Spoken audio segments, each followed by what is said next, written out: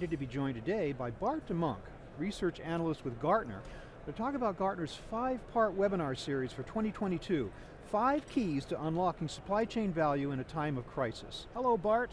Hey Bob, how are you doing? Thanks for having me here. Great, it's going to be a great series, I think, because we're covering these 5 absolutely essential parts of supply chains today in, literally, a time of crisis.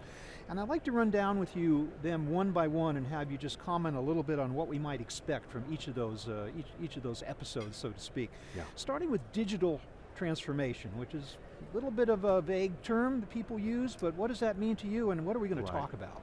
Yeah, I think people are very familiar with the fact that we've seen digital disruption these last 2 years, right? A lot of things going on. But we've really come to a point where just doing these small incremental changes in organization just doesn't cut it anymore.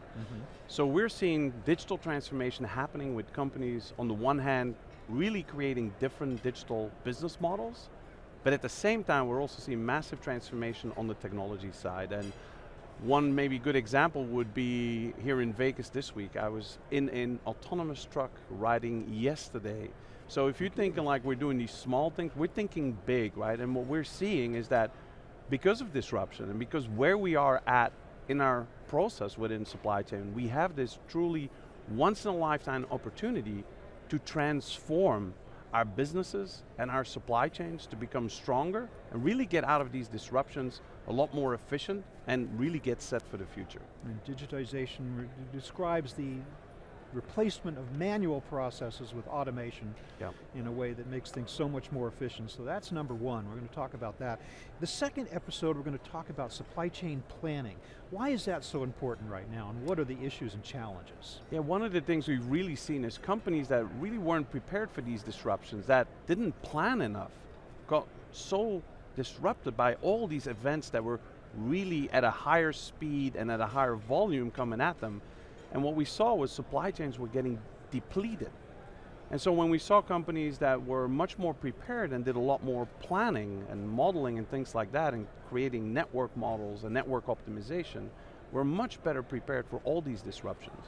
And so we saw companies starting from really doing nothing to kind of being disruption responders. And what we really noticed is the guys that did a lot of work around planning, we call them disruption shapers, because they had so much less impact from the disruptions hitting them, and hence they would bounce back from the disruption much quicker. And so we've seen companies in a very large volume focusing on implementing and using more of their supply chain planning solutions. Planning gets a bad rap these days because companies are so reactive to the immediate crisis, and this idea that the forecast is always wrong, throw up their hands, don't even bother.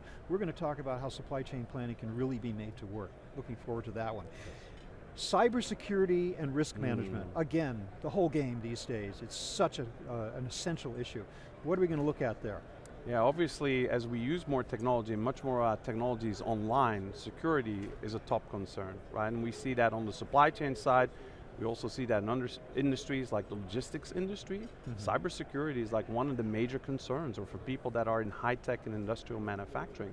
And we've seen all the security issues over these past few years and the hacks that have been going on. So the thing is that we need to be aware that the more we use technology that is online, in some cases we might be more vulnerable. And so now people are looking for how do we get to the digital information?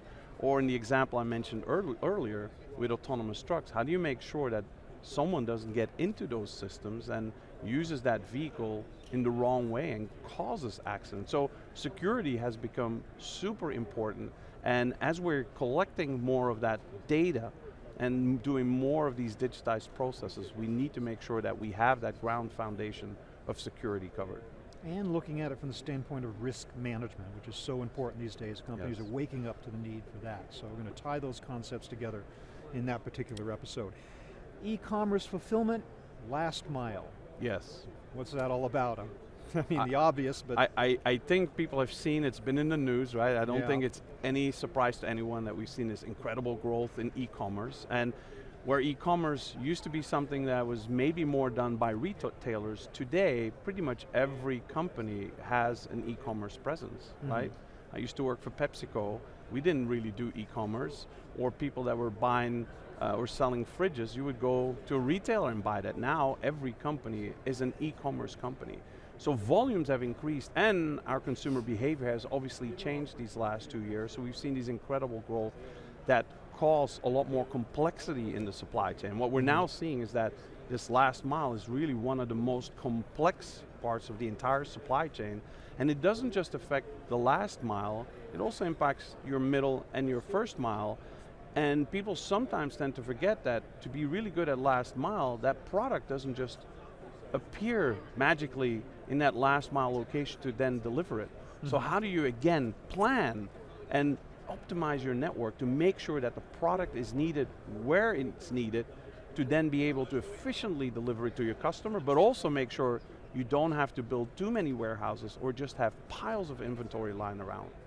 Well, that is, everything falls apart at the last mile if you don't do it right, but as it reverberates up the supply chain, as you mentioned, that's a fantastic idea, so we'll be looking at that. And then finally, where it all begins, procurement and sourcing. What are the big issues there that we need to discuss?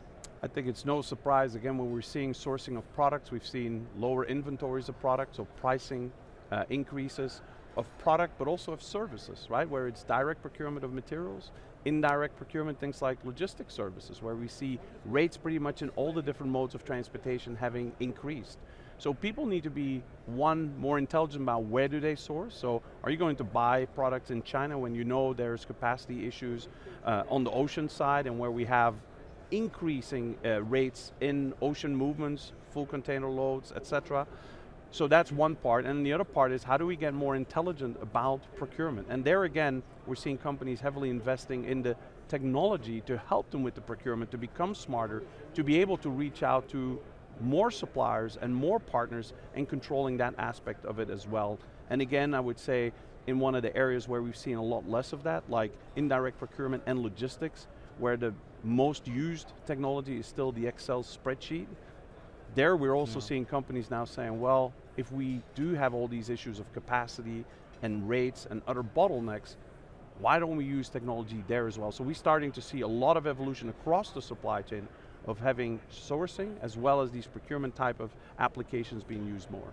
So there we have it. We have 5 critical issues all tied together by surviving in a time of crisis.